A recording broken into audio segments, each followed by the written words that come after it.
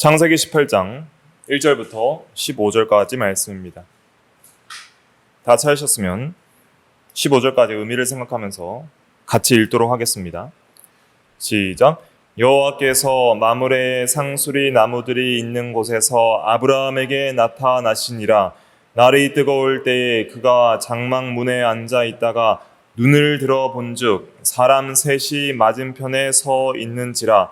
그가 그들을 보자 곧 장막문에서 달려나가 영접하며 몸을 땅에 굽혀 이르되 내 주여 내가 주께 은혜를 입었사오면 원하건대 종을 떠나 지나가지 마시옵고 물을 조금 가져오게 하사 당신들의 발을 씻으시고 나무 아래서 쉬소서. 내가 떡을 조금 가져오리니 당신들의 마음을 상쾌하게 하신 후에 지나가소서.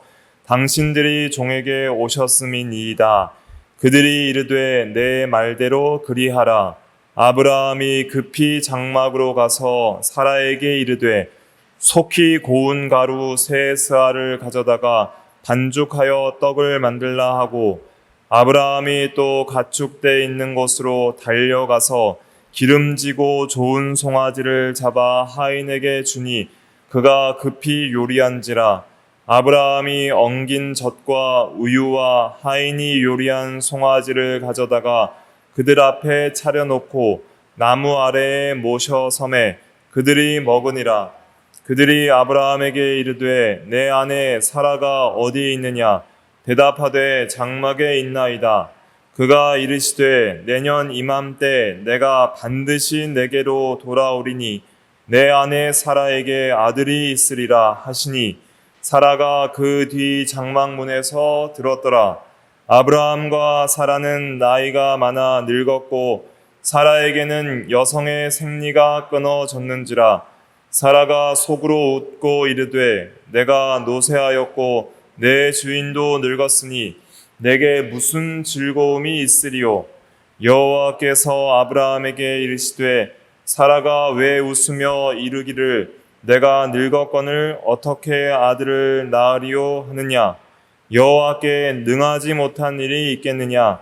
기한이 이를 때에 내가 내게로 돌아오리니 사라에게 아들이 있으리라.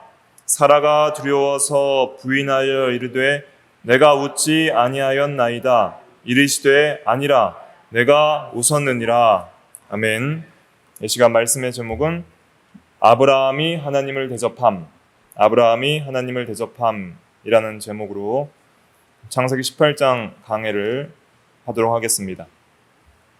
계속 아브라함의 언약을 살펴보면서 그 중심으로 그 아브라함에 대한 창세기 내용들을 살펴보고 있습니다.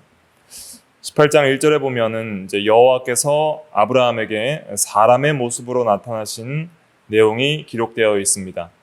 1절에 여호와께서 마므레의 상수리 나무들이 있는 곳에서 아브라함에게 나타나시니라 그랬습니다. 하나님이 지금까지 아브라함에게 여러 번 나타나시고 또 말씀으로 이르셨는데 이번에는 특별히 이 사람의 모습으로 신현하셨습니다. 이 세 사람이 있었는데 그 2절에 보니까 아브라함이 눈을 들어 본즉 사람 셋이 맞은편에 있는지라 그랬습니다. 이 세 사람이 있었는데 그 중에 한 사람은 하나님이고 두 사람은 천사였습니다. 그래서 13절과 17절에도 보면은 그 한 사람을 여호와라고 일컫고 있습니다. 하나님은 이제 영이시고 본질적으로는 보이지 않는 비가시적인 존재이시지만은 하나님은 전능하시고 또 그가 원하시는 방식으로 자신을 나타내실 수가 있으십니다. 그래서 이렇게 사람의 모습으로 아브라함에게 자신을 낮춰주시고 이제 시간과 공간의 제약을 받는 그런 사람의 모습으로 아브라함과 교제하시기 위해서 찾아오신 것입니다. 그때 아브라함은 이제 날이 뜨거울 때에 이제 그늘 밑에서 장막문에 앉아 있었습니다. 묵상을 하고 있었는지 기도를 하고 있었는지는 모르겠지만은 이렇게 앉아 있다가 눈을 딱 들어서 보니까 사람 셋이 맞은편에 서 있는지라 그랬습니다. 세 명이 이제 아브라함의 장막을 이제 방문을 하게 된 것이죠. 그때 아브라함은 하나님인 줄 알지 못하고 그들을 겸손하게 대접하게 됩니다. 2절 하반절에 보니까 그가 그들을 보자 곧 장막문에서 달려나가 영접하며 몸을 땅에 굽혀 그랬습니다. 여기서 모든 예절을 갖추어서 이 세 사람을 대접했고 몸을 땅에 굽힘을 통해서 예의와 겸손의 모습을 나타내었습니다. 이 당시 아브라함의 나이가 99세고 굉장히 부유하고 또 권위가 있는 한 집안과 많은 종들의 지도자였는데 이런 당시의 지방에서 꽤 권위가 있는 사람이 이렇게 겸손과 예절을 갖추는 것은 보기 드문 일이라고 할 수가 있습니다. 그러나 이 아브라함은 참 신앙도 있었지만은 이 예의가 있었다 하는 것을 알 수 있고 또 손님을 대접하는 데 있어서 참으로 겸손하게 또 선하게 대접하는 그런 마음이 있었다는 것을 살펴볼 수가 있습니다. 오늘날도 우리가 신앙과 예의를 함께 갖춘 그런 성도들을 찾아보기가 힘든 시대라는 그런 평가를 하시는 목사님도 있는데 이러한 예의를 잘 갖추는 것이 그리스도인에게 필요한 일입니다. 그래서 신앙이 참 좋으면은 예의가 좀 없는 그런 사람이 있고 또 예의가 참 좋으면은 신앙이 안 좋은 그런 사람이 있다라고 우리가 많이 볼 수 있는데 우리가 참된 신앙은 인간관계에 있어서도 기본적인 예의와 또 법도를 잘 지킬 수 있는 그런 사람이 돼야 되는 것이죠. 그래서 베드로후서 1장에도 믿음의 덕을 갖추라 그랬잖아요. 덕이 좀 있어야 됩니다. 성도들이 믿음도 있고 덕도 있어야 하나님의 영광이 성도들을 통해서 가려지지 않고 잘 돌아갈 수 있는 것이죠. 아브라함은 평소에 이렇게 잘 대접하는 그런 선한 마음을 가졌던 사람입니다. 그래서 히브리서 13장 1절 2절의 그 밑에 보라색 글씨 한번 읽어볼까요? 시작. 형제 사랑하기를 계속하고 손님 대접하기를 잊지 말라. 이로써 부지 중에 천사들을 대접한 이들이 있었느니라. 그래서 손님 대접하는 습관이 있었습니다. 평소에도 잘 이렇게 대접을 한 것이죠. 그런데 마침 이렇게 세 사람이 왔는데 이분이 보통 사람들이 아닌 것 같다라는 감동이 있어서 또 잘 대접을 한 것이죠.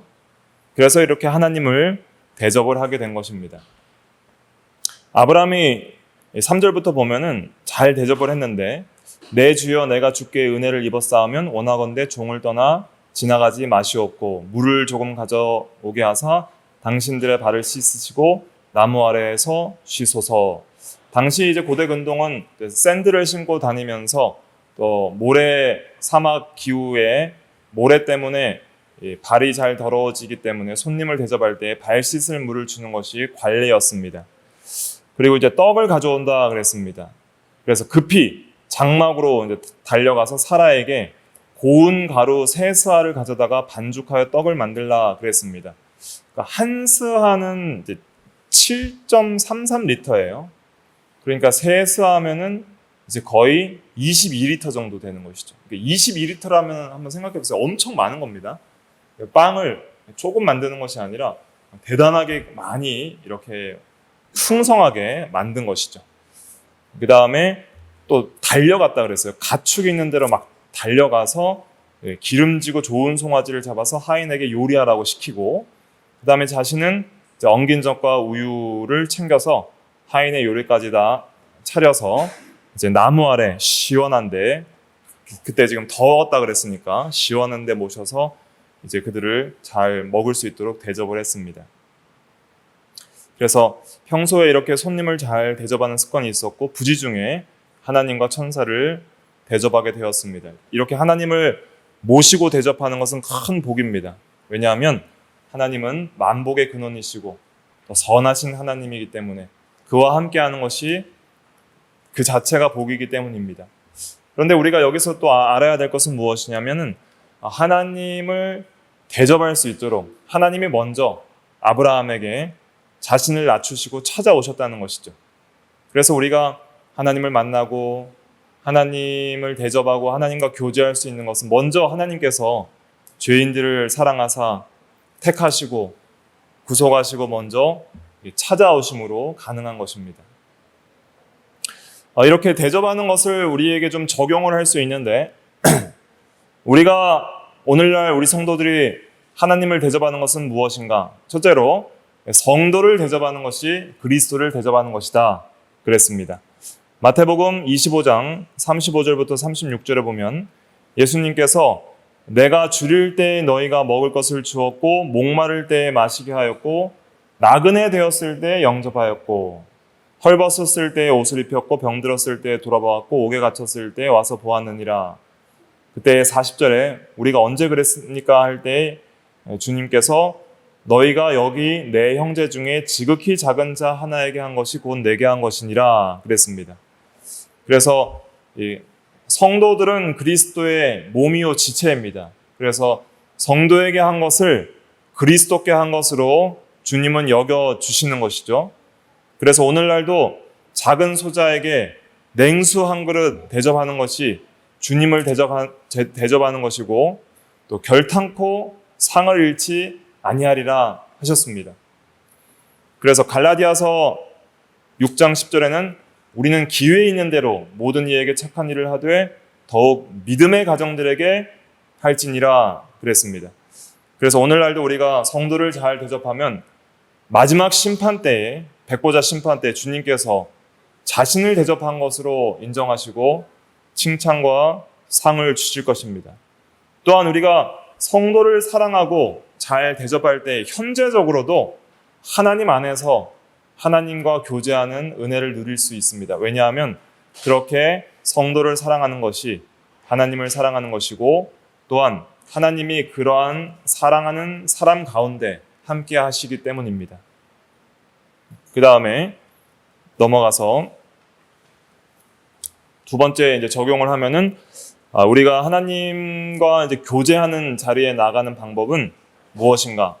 하나님의 말씀을 듣고 마음을 열어 믿고 받아들일 때에 주님을 모시고 교제하게 된다는 것을 우리가 기억을 해야 됩니다. 주님께서는 우리를 항상 방문하십니다. 성령으로, 영적으로, 또 진리 가운데 말씀으로 우리를 찾아오시는 거예요. 특별히 항상 하나님의 말씀으로 우리를 찾아오시는데 우리가 마음 문을 열고 그 말씀을 받아들여야 되는 것이죠. 계시록 3장 20절 같이 읽어보겠습니다. 시작. 볼지어다 내가 문 밖에 서서 두드리노니 누구든지 내 음성을 듣고 문을 열면 내가 그에게로 들어가 그와 더불어 먹고 그는 나와 더불어 먹으리라. 네. 문 밖에서 우리의 마음 문을 두드리신다 그랬습니다.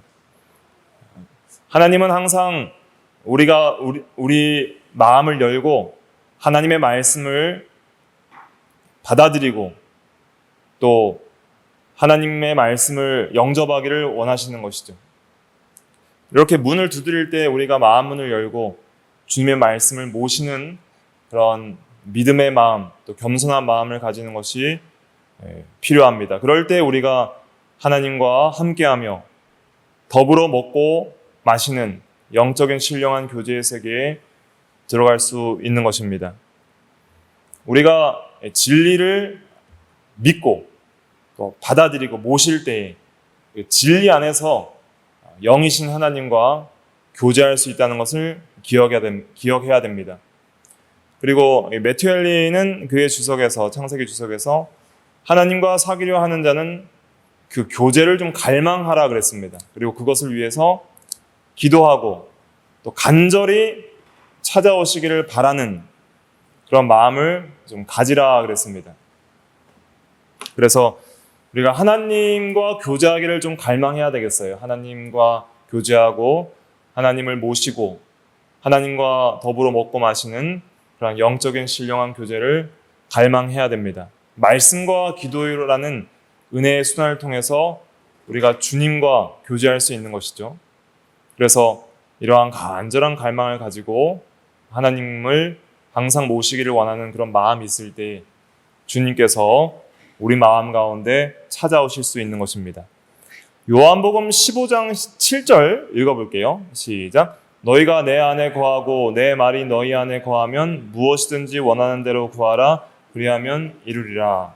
예, 그래서 우리가 주님 안에 거하는 방법, 그리고 또 주님이 우리 안에 거하는 방법은 무엇인가? 특별히 내 말이 너희 안에 거하는 것이라 그랬습니다. 주님의 말씀이 우리 안에 거할 때에 말씀 안에서 영이신 주님께서 우리와 함께 하시는 것이죠. 그래서 주님의 말씀이 우리 안에 거할 때 우리는 말씀의 인도를 받게 되고 말씀으로 변화되게 됩니다. 그러면 어떻게 되는가? 무엇이든지 원하는 대로 구하면 이루리라 그랬잖아요. 그런데 이 무엇이든지 원하는 것이 무엇이냐면 말씀대로 되는 것을 원하는 것이죠. 그러니까 진리대로 구하고 하나님의 뜻대로 구하니까 다 이루어지는 것입니다. 그러한 기도를 하나님께서 들으신다 그랬죠. 특별히 이제 우리가 구해야 될 것이 무엇인가? 무엇이든지 원하는 대로 구하라. 그리하면 이루리라 그랬는데 우리가 무엇을 구해야 되겠습니까? 주님이 우리 안에 거하시는 것을 간절히 구하는 기도를 해야 됩니다. 주님, 우리 안에 항상 계시옵소서. 우리가 주님과 함께 하기를 원합니다. 주님과 함께 교제하기를 원합니다. 진리와 성령을 따라서 그리스도 안에서 하나님과의 친밀한 교제를 나누기를 원합니다. 아브라함이 주님과 함께 먹고 마셨던 것처럼 우리도 주님과 함께 더불어 교제하는 은혜의 세계에 들어가게 하여 주시옵소서. 그렇게 구할 때 하나님께서 우리를 은혜 가운데 인도해 주시는 것이죠. 그래서 이 아브라함은 특별히 하나님의 벗이라는 칭함을 받게 됩니다. 특별히 이 18장에서 하나님을 대접하고 모시면서 친구처럼 하나님과 대화하고 교제하면서 아브라함은 하나님의 벗이라는 칭함을 받게 되는 것이죠. 야고보서 2장 23절에도 그는 하나님의 벗이라 칭함을 받았으니 그랬는데 이 벗은 헬라어로는 필로스라 그래요. 이것은 이제 친구, 또 친구 간에 누리는 우정과 사랑을 의미하는 그러한 또 사랑이 있는 건데 필리아라 그러죠. 필리아는 친구 간의 사랑, 필로스 하면은 친구가 되는 것이죠. 이사야 41장 8절에도 나의 벗 아브라함이라 그랬습니다. 그래서 아브라함을 사랑하는 친구라고 하나님께서는 표현하게 됩니다. 그럼 이제 우리 구원받은 성도들은 어떤 사람이냐면 이제 하나님의 친구고 또 예수님의 친구가 되는 거예요. 아브라함 언약 안에서. 그래서 예수님은 우리를 사랑하시고 원수된 죄인을 사랑하시고 목숨을 벌어주심으로써 이제 우리를 구원하시고 자기의 친구로 삼아 주셨습니다. 요한복음 15장 13절 14절 읽어볼게요. 시작. 사람이 친구를 위하여 자기 목숨을 버리면 이보다 더 큰 사랑이 없나니 너희는 내가 명하는 대로 행하면 곧 나의 친구라. 네. 그래서 예수님은 우리를 친구로 삼으시고 우리를 위해서 가장 큰 사랑을 베풀어 주셨으니 목숨을 버려 주신 것입니다. 지금 이제 아브라함에게 하나님이 이렇게 찾아오시잖아요. 사람의 모습으로. 이 찾아오신 이 여호와 하나님은 누굴까요? 바로 성육신 전 예수 그리스도인 거예요. 그래서 성육신 전에 예수 그리스도께서 이렇게 신현하여서 나타나십니다. 모든 구약 성경에 하나님이 사람의 모습으로 나타나셔서 성도들을 만나주시는 것은 성육신 하기 전에 성자 하나님께서 신현하신 것이라고 보시면 됩니다. 하나님께서 이렇게 아브라함에게 벗으로 나타나신 것처럼 아브라함 언약 안에서 아브라함의 자손된 모든 성도들은 이제 예수 그리스도의 벗이 되는 것이죠. 그리고 예수님은 우리를 친구라 이렇게 칭해 주십니다. 친구라는 것은 이제 화목된 관계 속에서 이렇게 사랑의 교제를 나눌 수 있는 친밀한 사이라는 거예요. 허물없이 얘기할 수 있고 하나님께 막 허물없이 이것저것 다 기도할 수 있는 거예요. 18장 이제 후반절에 보면 하나님께서 이렇게 소돔 고모라를 멸망시키겠다고 하니까 아브라함이 의인 50명, 45명, 30명, 20명, 10명이 있어도 멸망시키실 겁니까? 하나님 이렇게 막 허심탄회하게 자기의 소원을 다 얘기해도 하나님이 다 들어주시거든요. 그렇게 우리가 우리의 소원과 간구를 허물없이 이야기할 수 있는 친구와 같은 자리로 자신을 낮춰주신 하나님의 은혜를 우리가 감사해야 됩니다. 그러니까 오늘 제목이 아브라함이 하나님을 대접한 것이지만 사실은 그렇게 아브라함이 참 하나님께 친근하게 대접하고 교제하고 먹고 마시고 사귀고 이야기할 수 있게 된 것은 하나님의 은혜로 자신을 먼저 낮추어 주셔서 아브라함에게 먼저 찾아와 주셨기 때문에 가능했던 것이죠. 오늘날도 우리가 그리스도 안에서 하나님과 함께 예배하고 교제하고 기도하고 하나님과의 깊은 사귐 속에 들어가기를 간절히 원할 수 있는 것 자체가 우리가 잘난 것이 아니라 하나님이 먼저 우리를 찾아와 주셔서 우리를 사랑하시고 원수를 사랑하시고 구속하셔서 목숨을 버려서 우리와 화목하시고 친구 삼아 주셨기 때문에 우리가 하나님과 교제할 수 있는 은혜의 세계에 들어갔다는 것, 이것을 우리가 항상 기억하고 감사해야 됩니다. 그래서 이 은혜에 감사해서 우리가 이제는 이 교제를 더욱더 친밀하게 가질 수 있도록 노력하는 것이 중요합니다. 그러면 이제 친구의 특징이 무엇이냐? 예수님의 친구들이 지녀야 할 특징이 있는데 그것은 순종입니다. 순종해서 친구가 되는 것이 아니라 은혜 받아서 친구 된 사람은 반드시 순종하는 사람이라는 것이죠. 요한복음 15장 14절에 보니까 너희는 내가 명하는 대로 행하면 곧 나의 친구라 그랬잖아요. 그래서 친구는 순종하는 자가 참된 친구입니다. 그리고 우리는 이렇게 계명을 또 순종함으로써 주님과 사랑의 교제를 나눈다는 것을 기억해야 됩니다. 사랑의 교제를 나누는 방법이 여러 가지가 있어요. 그래서 먼저 성도를 잘 대접하고 섬길 때 이러한 것을 통해서도 그리스도를 대접할 수 있고, 또 하나님의 말씀을 믿고 영접할 때, 또 기도할 때 주님과 교제할 수 있고, 특별히 여기서는 또 순종할 때 주님과 사랑의 교제를 나눈다 그랬어요. 그래서 요한복음 15장 9절부터 10절 그리고 12절 한번 읽어볼까요? 시작. 아버지께서 나를 사랑하신 것 같이 나도 너희를 사랑하였으니 나의 사랑 안에 거하라. 내가 아버지의 계명을 지켜 그의 사랑 안에 거하는 것 같이 너희도 내 계명을 지키면 내 사랑 안에 거하리라. 내 계명은 곧 내가 너희를 사랑한 것 같이 너희도 서로 사랑하라 하는 이것이니라. 그래서 나의 사랑 안에 거하라 그랬습니다. 주님의 사랑 안에 거한다는 것은 주님과 함께 사랑의 교제를 나눈다는 것이죠. 그것은 주님이 아버지의 계명을 지켜서 아버지의 사랑 안에 거한 것 같이 너희도 내 계명을 지키면 내 사랑 안에 거하리라 그랬습니다. 순종할 때에 주님과 친구된 사랑의 교제를 나눌 수 있는 거예요. 그러니까 순종이 매우 중요한 것입니다. 성도에게 있어서.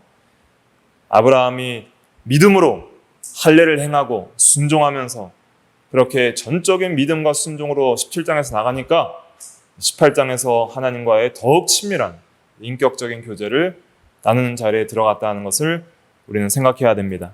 그럼 이런 교제가 주는 기쁨이 있는데, 물론 하나님과의 사랑의 교제의 기쁨도 있지만은 그 친구는 뭘 많이 알게 되냐면은 하나님의 진리를 많이 알게 되는 것이죠. 하나님의 뜻을 많이 알게 됩니다. 하나님이 누구시고 하나님이 무엇을 하셨고 무엇을 하실 것인지, 그 하나님의 성품과 하나님의 역사에 대한 인격과 사역에 대한 진리, 특별히 또 성경의 진리들을 많이 알게 되므로 기쁨을 누리게 됩니다. 그래서 창세기 18장 17절에는 오늘 읽지는 않았지만 본문에 보면은 여호와께서 이르시되 내가 하려는 것을 아브라함에게 숨기겠느냐 하면서 아브라함에게 많은 진리를 가르쳐 주셨어요. 하나님이 어떠한 하나님인지, 신실하고 자비롭고 공의로운 하나님, 그리고 특별히 18장에서는 구원과 심판에 대한 진리들을 또 가르쳐 주시거든요. 그러한 진리들을 많이 가르쳐 주게 됩니다. 예수님도 이 친구는 진리를 많이 알게 된다 그랬죠. 요한복음 15장 15절 같이 읽어볼게요. 시작. 이제부터는 너희를 종이라 하지 아니하리니 종은 주인이 하는 것을 알지 못함이라. 너희를 친구라 하였노니 내가 내 아버지께 들은 것을 다 너희에게 알게 하였음이라. 친구는 예수님의 말씀을 잘 듣고 잘 알게 되는 사람입니다. 그러니까 우리가 하나님의 벗이고 예수님의 친구라면은 진리를 많이 알게 될 것입니다. 하나님과의 이 교제가 주는 기쁨 중에 하나는 진리를 알므로 기뻐하는 거예요. 진리를 많이 알 때 우리가 영적인 큰 기쁨 속에 들어간다는 것을 기억해야 되겠습니다. 예를 들면 우리가 구원의 진리를 많이 알면 우리가 받은 구원의 은혜에 감격할 수 있잖아요. 또 심판에 대한 진리를 알면 하나님이 얼마나 공의로우시고 우리가 마땅히 받아야 될 심판을 피하게 된 것을 알고 또 우리가 마지막 심판 때 우리의 구원이 완성된다는 것을 알고 이 하나님의 계획 속에서 우리가 마땅히 현재적으로 어떠한 소망을 가져야 될 것을 알게 되는 것이죠. 이러한 기쁨들이 있는 것입니다. 특별히 하나님께서 이제 어떤 진리를 알게 해주시냐면은 또 사라에게 내년 이맘때 아들이 있을 것이라는 그 진리, 언약의 말씀을 또 알려주시는 거예요. 17장에 알려주셨죠. 사라를 통해서 이삭을 낳으리라. 18장에서 아직 며칠 안 지났을 거예요. 계속 99세예요. 17장도 99세, 18장도 99세예요. 그러니까 99세 때 계속 일어나는 일들이에요. 또 와서 또 진리를 가르쳐 주시는 거예요. 똑같은 진리를 계속 반복해서 가르쳐 주시는데 그러한 진리를 가르쳐 주시는 것이 놀라운 은혜와 기쁨이 있는 것이죠. 왜 근데 18장에서는 또 이 진리를 가르쳐 주시는가? 반복해서 들어야 되기 때문이에요. 아브라함의 믿음을 다시 한번 강화시키는 동시에 이번에는 17장에서는 아브라함의 믿음을 강화시켰지만 이제 18장에서는 누구 믿음을 좀 강화시키려고 오신 거예요? 사라의 믿음. 아브라함의 믿음뿐만 아니라 사라의 믿음을 강화시키기 위해서 하나님이 또 찾아주십니다. 9절과 10절 본문 말씀을 읽어볼게요. 2페이지 마지막에 시작. 그들이 아브라함에게 이르되 내 아내 사라가 어디에 있느냐? 대답하되 장막에 있나이다. 그가 이르시되 내년 이맘때 내가 반드시 내게로 돌아오리니 내 아내 사라에게 아들이 있으리라 하시니 사라가 그 뒤 장막문에서 들었더라. 예. 아브라함은 하나님과의 이 교제를 통해서 은혜로운 진리를 깨닫게 되죠. 예. 소식을 듣는데 내년 이맘때 사라에게 아들이 있을 것이라. 그래서 또 이삭을 통해서 그리스도를 주시겠다는 그러한 은혜의 약속들을 주시는 것이죠. 하나님이 이렇게 거듭해서 언약의 말씀을 주셔서 믿음을 강화시켜 주시는 것입니다. 좀 우리가 적용을 해볼게요. 왜 같은 말씀을 계속 반복해서 주시는가? 적용을 해보면 3페이지 위에 믿음이 이렇게 자라나기를 원하는 자는 하나님의 말씀을 반복해서 들어야 합니다. 그래서 이미 알고 있는 진리들이 필요할 때 생각이 나는 것이 중요해요. 그래서 베드로후서 1장 12절에도 보면은 그러므로 너희가 이것을 알고 이미 있는 진리에 서 있으나 내가 항상 너희에게 생각나게 하려 하노라. 이미 알고 있는 진리도 중요한 건 무엇이냐면은 항상 생각나는 게 중요한 거예요. 여러분들이 이미 알고 있어도 생각이 안 나면 소용이 없습니다. 내가 필요할 때 현재적으로 그 진리를 의지하고 믿음으로 순종해야 될 진리가 있는데 그것이 필요할 때 생각이 나지 않으면 우리가 불신앙과 불순종으로 나아갈 수밖에 없는 거예요. 아브라함뿐만 아니라 사라도 얼마나 많이 반복해서 내 자손이 하늘의 별과 같이 많으리라, 또 내게 아들이 있으리라, 사라에게서 난 자라야 내 아들이라 칭함을 받으리라, 그렇게 약속을 해주시고 반복해서 알려주셔도 아직 믿음이 없는 거예요. 사라도.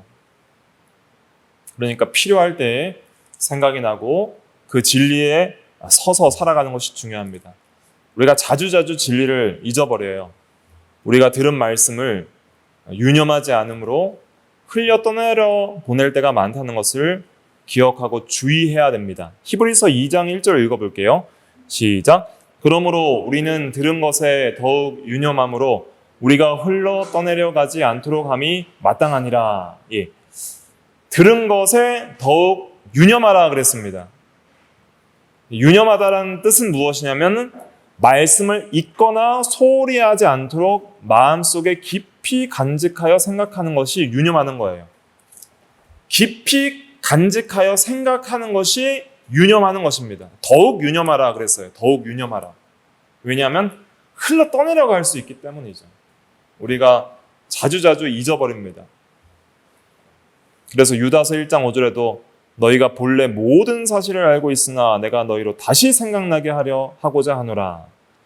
로마서 15장 15절에도 사도 바울은 내가 너희로 다시 생각나게 하려고 반대의 대략을 너희에게 썼다 그랬습니다. 다시 생각나게 하는 것, 또 베드로후서 1장 12절에는 항상 생각나게 하는 것. 다시 생각, 항상 생각. 이게 중요한 거예요. 다시 생각, 항상 생각. 그러니까 아브라함이 지금 수도 없이 반복해서 듣고 있는 거예요. 네가 아들을 낳을 것이다. 낳을 것이다. 또 잊어먹는 거예요. 또 잊어먹고 불신앙, 불순종으로 나아가려. 안 낳을 것이다. 그러니까 사라도 지금 계속 잊어버리고 불신앙, 불순종으로 나가니까 내년 이맘때 내가 다시 올 것인데 네가 내게 사라에게 아들이 있으리라. 다시 생각나게 하는 거예요. 그래서 우리가 다시 생각을 항상 하고 항상 생각하는 것이 중요합니다. 뭐 할 때 생각이 나야 돼요? 필요할 때 생각이 나야 되는 거예요. 필요할 때. 우리가 일상생활을 살아가면서 여러 진리가 필요할 때가 있습니다. 이때는 이 진리가 필요하고 거짓말해야 될 상황이 생기면 거짓말하지 말라는 진리가 필요하고 진실이라는 진리가 필요하고 또 우리가 두려워할 때에는 하나님이 우리와 함께 하시고 생사화복에 하나님께 있다는 것을 믿는 그런 진리가 필요하고 또 여러 상황 속에서 하나님의 은혜와 사랑을 의지해야 될 때가 필요하고 또는 우리가 죄에 대한 경각심이 없을 때는 하나님을 두려워하는 공의의 하나님에 대한 진리가 필요할 때도 있는 것이죠. 여러 면에 있어서 각자에게 상황에 따라서 필요한 진리가 있는데 신구약 성경 전체의 진리 중에서 매일의 삶 속에서 필요할 때 항상 생각나게 하는 것이 중요합니다. 그래서 우리가 말씀과 기도에 힘을 써서 하나님의 은혜 가운데 있어야 하는 것이죠. 매일 잊어버리지만은 다시 생각나게 하는 것이 중요합니다. 그래서 항상 기억하고 잊지 않도록 하는 것이 우리의 신앙을 자라나게 하는 길이라는 것을 잊지 말아야 됩니다. 하나님이 뭐라고 그러셨어요? 내 아내 사라에게 아들이 있으리라. 내년 이맘때에. 17장에도 한 말씀이죠. 근데 사라는 어떻게 반응을 했죠? 11절과 12절 읽어볼게요. 시작. 아브라함과 사라는 나이가 많아 늙었고 사라에게는 여성의 생리가 끊어졌는지라. 사라가 속으로 웃고 이르되 내가 노쇠하였고 내 주인도 늙었으니 내게 무슨 즐거움이 있으리요. 못 믿는 거예요. 불신앙으로 웃었습니다. 어떻게 웃었냐면은 속으로 웃었다 그랬어요. 소리 내서 웃지는 않았어요. 속으로 웃었어요. 왜 못 믿었는가? 자신의 상태와 현실만 생각한 것이죠. 인간적으로 아이를 낳을 수 없는 상태예요. 왜냐하면 여성의 생리가 끊어졌는지라 11절에 또 나이가 많아 늙었다 그랬습니다. 늙었고 생리가 끊어졌으면 생물학적으로 인간적으로 불가능한 상태인 것이죠. 그러나 사라가 믿지 못한 것은 하나님의 전능하심을 믿지 못한 거예요. 사라의 이 불신과 웃음은 첫째 죄였습니다. 하나님을 믿지 아니하는 자는 하나님을 거짓말하는 자로 만든다고 요한일서 5장 10절에 말했습니다. 하나님이 낳으리라 그랬는데 못 낳는다 하는 것은 하나님의 낳으리라 한 말씀을 거짓말로 만드는 것이죠. 하나님의 전능하신 말씀을 거짓말로 만드는 거예요. 우리가 신구약 전체의 하나님의 말씀을 어떤 말씀을 믿지 않을 때는 그 말씀하신 하나님을 거짓말하는 하나님으로 만드는 죄를 짓는 것입니다. 둘째, 모든 죄가 그렇듯이 하나의 죄, 불신은 다른 죄로 이끌어갑니다. 결국 이 불신앙의 웃음은 거짓말로 이어졌죠. 네가 왜 웃었느냐 이렇게 책망하실 때 저 안 웃었는데요 이렇게 거짓말하게 되는 것이죠. 불신하고 나가면은 이렇게 결국은 다른 죄까지도 연결된다는 것을 기억해야 됩니다. 그 다음에 세 번째, 하나님은 이 불신을 가볍게 다루지 않습니다. 그냥 무시하고 넘어가실 수도 있지만은 그렇지 않았다는 것이죠. 하나님은 사라의 중심을 보시고 즉시 책망하셨습니다. 이 큰 죄라는 거예요. 13절 책망한 내용 읽어볼게요. 시작. 여호와께서 아브라함에게 이르시되 사라가 왜 웃으며 이르기를 내가 늙었거늘 어떻게 아들을 낳으리요 하느냐. 하나님의 성품과 말씀을 이렇게 불신하고 무시하는 것을 하나님이 매우 노여워하시고 책망하십니다. 사라는 속으로 웃었다 그랬어요. 그러나 하나님은 모든 것을 아십니다. 마음에 어떤 중심과 생각을 가졌는지를 보시는 것이죠. 사무엘상 16장 7절에 내가 보는 것은 사람과 같지 아니하니 사람은 외모를 보거니와 나 여호와는 중심을 보느니라 하시더라 그랬습니다. 이 중심이라는 히브리어 원어는 레바브인데 이것은 인간 내부, 그러니까 중심이죠. 중심이라는 것은 인간 내부를 가리키는 거예요. 그리고 특별히 마음을 가리키는 것입니다. 마음에 어떤 생각을 가지고 있는지를 보시는 거예요. 그래서 잠언 21장 2절에도 사람의 행위가 자기 보기에는 모두 정직하여도 여호와는 마음을 감찰하시느니라. 자기 보기에는 뭐 괜찮아 보여도 하나님은 중심에 모든 것을 다 감찰하신다 그랬습니다.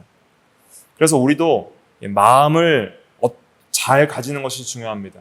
하나님 중심, 하나님 절대 주권 중심, 하나님 영광 중심, 이러한 중심을 가지는 것이 중요하죠.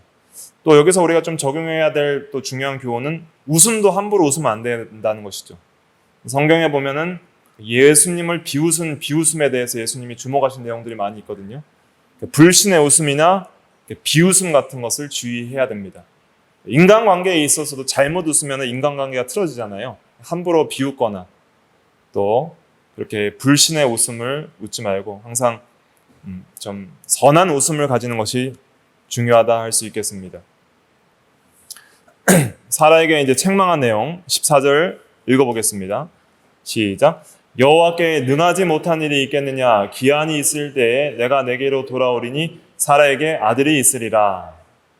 예, 하나님께서는 능하지 못한 일이 없다고 명확하게 사라의 불신앙의 내용을 지적하셨습니다.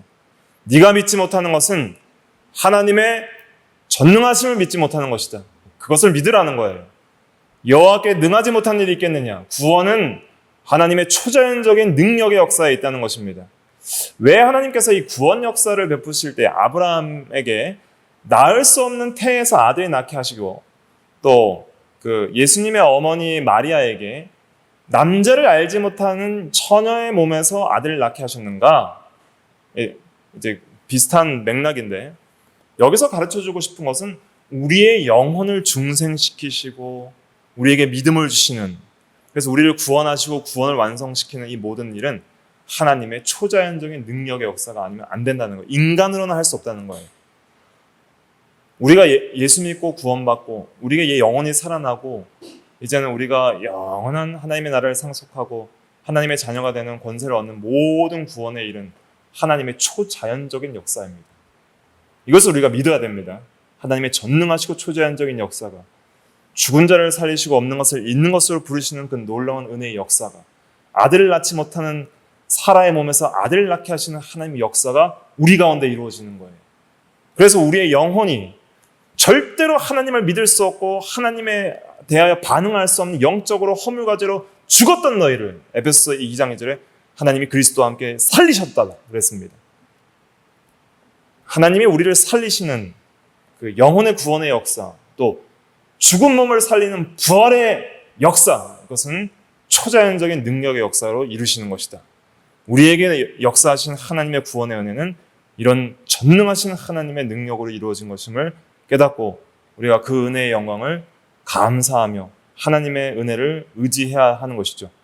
누가복음 1장 37절 38절에 마리아가 아들을 낳을 것이라 했을 때 마리아는 신앙으로 대답했죠. 37, 38 읽어볼게요. 시작. 대저 하나님의 모든 말씀은 능하지 못하심이 없느니라. 마리아가 이르되 주의 여종이오니 말씀대로 내게 이루어지이다 하매 천사가 떠나가니라.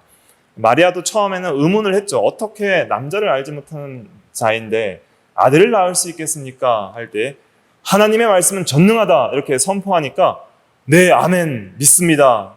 말씀대로 이루어지이다 이랬죠. 네.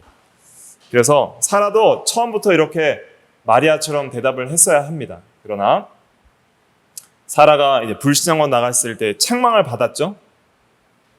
여러분 같았으면은 여러분이 어떤 약속을 했는데 내가 능력으로 이룰 수 있는 약속을 했어요, 누군가에. 그런데 그 사람이 안 믿고 나가보면 에이, 당신은 그런 거 할 수 없을 것 같은데요 라고 안 믿고 나가면 여러분들이 그 약속을 계속 지키겠습니까? 아니면 당신 같은 사람에게는 이제 약속했던 거 취소입니다 하겠습니까?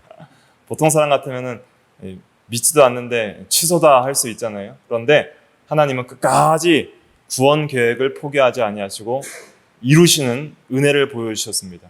책망하시면서 기한이 이를 때에 내가 내게 돌아오리니 사라에게 아들이 있으리라 이렇게 약속을 굳게 하심으로 무엇을 주셨냐면 사라에게 믿음을 주신 거예요. 전능함을 믿어라. 반드시 내가 네게 돌아올 것인데 그러니까 아브라함에게 돌아온다는 말이죠. 아브라함에게 돌아온다는 것은 사라에게도 돌아온다는 뜻입니다. 사라에게 아들이 있으리라. 이 말은 아브라함에게 지금 하고 있지만 사라에게 하고 있는 거예요. 지금 13절부터 보면 아브라함에게 지금 하나님 계속 얘기하는 거예요. 초점은 지금 사라에게 얘기하는 것이 아닙니다. 아브라함에게 이르시되 아브라함에게 얘기를 하지만은 사라 보고 들으라고 지금 이야기를 하고 있는 거예요. 그래서 사라의 신앙을 위해서 이 이야기를 하신 것입니다. 그때 15절에 이제 사라가 거짓말을 하거든요. 15절 읽어볼게요. 시작. 사라가 두려워서 부인하여 이르되 내가 웃지 아니하였나이다. 이르시되 아니라 내가 웃었느니라. 자, 이 말씀을 들었을 때 사라가 회개하고 믿음이 쏙 들어간 거예요. 이게 중요한 겁니다. 이제 아브라함 언약에 있어서 사라에게도 이 언약의 말씀을 믿는 그 믿음의 은혜를 주시는 거예요. 아니다. 네가 웃었다. 이렇게 말할 때 하나님은 속으로 웃는 것까지 보시는 전지하신 하나님이구나. 나의 중심을 아시는구나. 그 하나님은 전능하시니 그 말씀대로 이루어질 것을 내가 믿습니다. 이때 하나님의 말씀을 믿을 수 있는 믿음이 들어간 거예요. 이 본문에는 설명을 안 하지만은 믿음을 이제 하나님께서 주시는 겁니다. 그 말씀이 어디에 있냐면 히브리서 11장 11절에 있어요. 같이 읽어볼게요. 시작. 믿음으로 사라 자신도 나이가 많아 단산하였으나 잉태할 수 있는 힘을 얻었으니 이는 약속하시는 일을 미쁘신 줄 알았습니다. 원래 몰랐죠, 그죠? 18장에서는 몰랐어요. 그런데 책망을 받고 하나님의 전지하심과 하나님의 전능하신 말씀을 믿으라고 책망받을 때 믿음이 쏙 들어간 것이죠. 그래서 히브리서 11장에서는 믿음을 가졌다고 이렇게 표현을 하고 있는 거예요. 그래서 17장에서는 특별히 아브라함의 믿음을 더하시고 18장에서는 이제 사라에게 믿음을 더하셨다. 그 다음에 사라에게 주신 은혜와 복의 첫 번째가 믿음을 주셨고요. 둘째가 웃음을 주셨어요. 사라는 웃음을 받았어요. 사라는 불신앙의 웃음을 웃었죠. 그때는 영적 기쁨이 없었고 책망을 받았지만은 그러나 그가 참으로 이삭을 낳았을 때 이삭의 이름은 웃음이란 뜻이거든요. 그 이삭을 잉태하고 낳았을 때 신앙의 웃음을 웃게 되었습니다. 그래서 창세기 21장 6절 읽어볼게요. 시작. 사라가 이르되 하나님이 나를 웃게 하시니 듣는 자가 다 나와 함께 웃으리로다. 예. 그래서 이렇게 하나님의 은혜는 신앙인을 웃게 합니다. 이러한 웃음은 기쁨과 감사의 웃음이에요.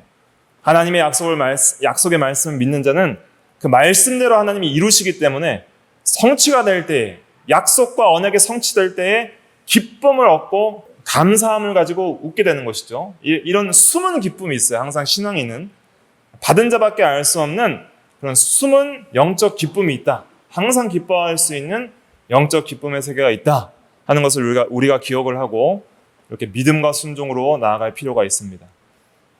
그래서 참 이게 감사한 게 뭐냐면 이 불신앙의 웃음을 웃었을 때 하나님은 그 사라를 포기하지 아니하시고 믿음을 주셨고 책망하시고 믿음을 주셨고 또 불신앙의 웃음을 웃는 사라에게 기쁨의 웃음을 주셨다는 것. 이것이 하나님의 은혜입니다. 또 칭찬을 받았어요. 사라는 불신앙 가운데서도 남편 아브라함을 주라 부름으로써 남편에 대한 순종의 의무를 다했습니다. 그래서 이것을 이제 이 불신앙의 웃음을 근거로 베드로전서 6장은 칭찬합니다. 창세기 18장 12절에 보면 사라가 속으로 웃고 이르되 내가 노쇠하였고 내 주인도 늙었으니 내게 무슨 즐거움이 있으리요 하면서 남편을 주라 일컬었거든요. 그것에 대해서 이제 칭찬한 것이 베드로전서 3장 6절 읽어볼게요. 시작. 사라가 아브라함을 주라 칭하여 순종한 것 같이 너희는 선을 행하고 아무 두려운 일에도 놀라지 아니하면 그의 딸이 된 것이니라. 네. 이렇게 남편을 머리로서 진리 안에서 순종한 것. 물론 진리를 떠나서는 순종해서 안 됩니다. 그러나 진리 안에서 순종하면서 선을 행한 것에 대해서 칭찬하셨습니다.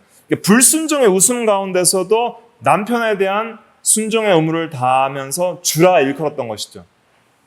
그러니까 잘못한 것은 책망하셨지만 잘한 것은 칭찬하시는 하나님이십니다. 특별히 이 사라가 아브라함을 주라 한 것이 왜 칭찬받을 일인가? 이 두려운 일에도 놀라지 않고 선을 행했다는 것이에요. 본토 친척 아비 집을 떠나서 일생 동안 하나님의 말씀을 따라 아브라함이 나아갔을 때 사라는 묵묵히 순종해서 따라왔잖아요. 두려웠을 때도 있을 것이고 불신앙으로 믿기가 참 힘들 때도 있을 것이지만은 그러나 신앙으로 나아가는 남편을 잘 복종한 것은 하나님을 잘 복종해서 따라온 것이었죠. 그것을 하나님께서 칭찬하신 것입니다. 그래서 진리 안에서 남편을 잘 순종하는 것이 아내에게 의무이고 또 베드로전서 3장의 문맥은 불신 남편이라도 진리에 어긋나지 않는 이상 아내는 남편을 잘 순종하며 선을 행해야 된다. 왜냐하면 하나님께서 아내의 행실로 말미암아 남편을 감동시켜 구원을 받게 하실 수도 있기 때문이다 라고 했습니다. 베드로전서 3장 1절 2절에 보면 읽어볼게요. 시작. 아내들아 이와 같이 자기 남편에게 순종하라. 이는 혹 말씀을 순종하지 않는 자라도 말로 말미암지 않고 그 아내의 행실로 말미암아 구원을 받게 하려 함이니 너희의 두려워하며 정결한 행실을 봄이라. 예. 그래서 진리에 어긋나지 않는 이상 아내가 남편을 잘 받들고 순종해주면 그 선한 행실로 말미암아 하나님이 구원을 받을 수 있도록 역사하실 수 있다는 것을 깨닫고 이렇게 행하는 것이 하나님의 뜻이라 하는 것입니다. 그래서 사라가 이제 불신앙으로 나갔지만 하나님은 끝까지 포기하지 아니하시고 이렇게 믿음도 주시고 웃음도 주시고 칭찬도 주셨다 하는 것을 기억을 해야 됩니다. 그래서 우리가 이 언약 신학을 배우면서 우리에게 이 언약을 주시고 믿음을 주시고 은혜로 구원해 주시는 하나님의 이 주권적인 역사를 우리가 깨닫고 믿고 그 은혜에 우리가 감격하고 우리도 이제는 자원하여 순종하고 믿음으로 하나님과 교제하며 하나님의 말씀대로 살아가는 그러한 결단과 또 순종의 역사들이 있어야 됩니다. 그래서 먼저는 우리가 은혜에 감격하는 게 먼저예요. 우리에게 이런 은혜를 주심을 감사합니다. 끝까지 포기하지 아니하시고 택한 백성들을 끝까지 믿음에서 믿음에 이르게 하시는 하나님의 은혜를 감사합니다 하는 신앙으로 우리가 그 은혜에 감사해서 이제 우리도 하나님을 위하여 살겠습니다 하는 헌신과 순종이 필요한 것이죠. 그럴 때 하나님과의 이 깊은 교제의 세계에 들어갈 수 있는 것입니다. 교제라는 것은 쌍방에 있기 때문에 나만 해서는 안 되고 하나님만 해서도 안 되는 것이죠. 그렇기 때문에 하나님은 항상 하시지만은 우리가 못하는 것이 문제이기 때문에 우리가 또 믿음으로 잘 순종해 나가는 것이 필요하겠습니다. 기도하겠습니다.